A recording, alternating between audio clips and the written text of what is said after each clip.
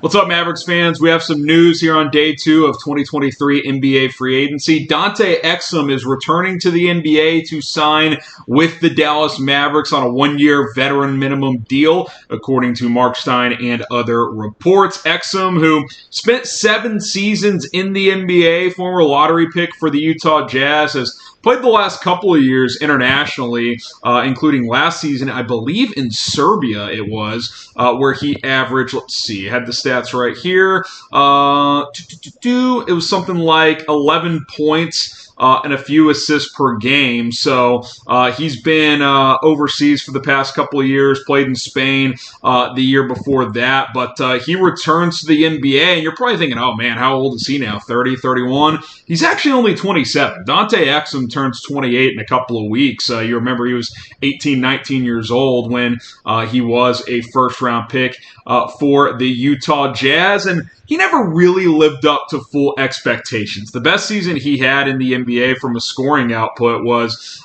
in his the 2017-2018 season, averaged 8.1 points per game, 3.1 assists per game as well. That was a career high in assists.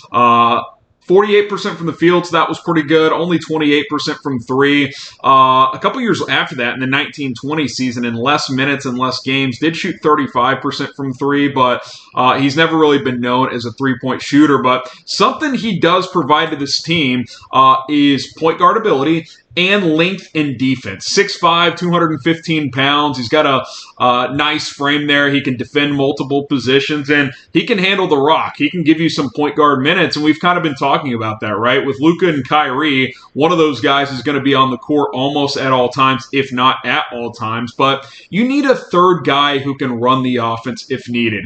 Could Seth Curry do that in a pinch? Yeah, but he's a guy you want running off ball screens and shooting the basketball. Dante Exum has point guard skills. He can bring the ball up. He can run the offense. Yeah, he's not going to score a lot. He's probably not going to play a ton of minutes for this team, but I kind of view this as a Frank Ntilikina replacement. He may not be quite as long as Ntilikina, although at 6'5", he is pretty long, but he's a much better ball handler. Ntilikina was not a guy who could run the offense if absolutely needed, and Exum can give you similar defense as well. Fully guaranteed, vet minimum deal, so barring something unforeseen, he will be on this roster, and I like it. The team needs to add more defense. They obviously did a lot of that in the draft, but so far in free agency, you hadn't really done that, right? You re-signed Kyrie.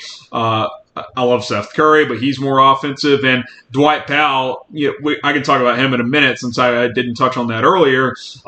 He's more of an offensive player, too. He doesn't give you a ton defensively. You need perimeter defenders, and Dante Exum can provide that. Grade the signing of Exum for the vet minimum, A, B, C, D, or F. After this YouTube ad break, I'll give you my thoughts, my grade on this one.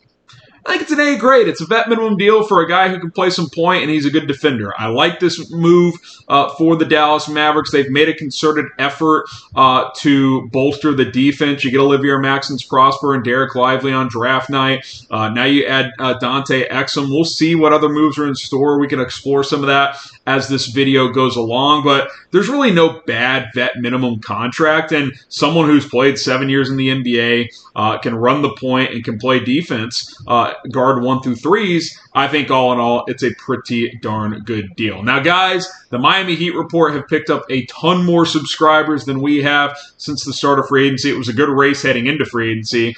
They've benefited from some Damian Lillard rumors, but let's catch up. Can we get 100 new subscribers on this video? If this video gets 100 new subscribers, I will chug a beer on tomorrow's video. How about that? Day 3 of free agency, I'll make it happen for you guys. So hit that sub button. We're not going anywhere. More news, rumors, signings, trade buzz to address as free agency is still in the early stages here. So Exum is a Mav.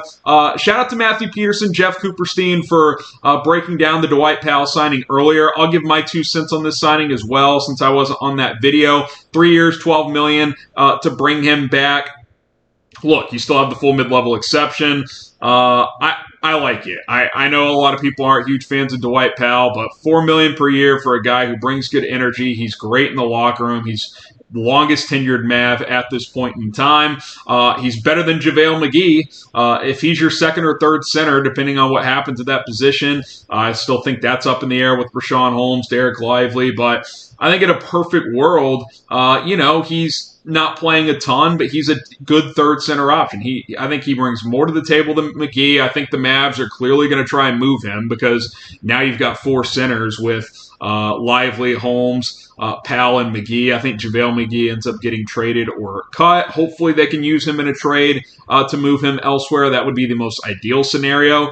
But excuse me. But I think either way, he will not be on this roster. I don't think JaVale will be here. I think Dwight will be this team's second center. We'll see. Ideally third, but if Derek Lively's not quite ready as a rookie, maybe he's your backup center, and you go from there whether or not Rashawn Holmes is the starter or they move him in a trade to upgrade. For a guy like DeAndre Ayton or Clint Capella, I think something like that could still be in the cards, but we'll have to wait and see on that front. It just seems that the Mavs have been pretty aggressive at that center position, so I'm still not sure if they're done there. Who is going to be the Mavericks starting center next season? Is it going to be Rashawn Holmes? Is it going to be someone who's not on this team?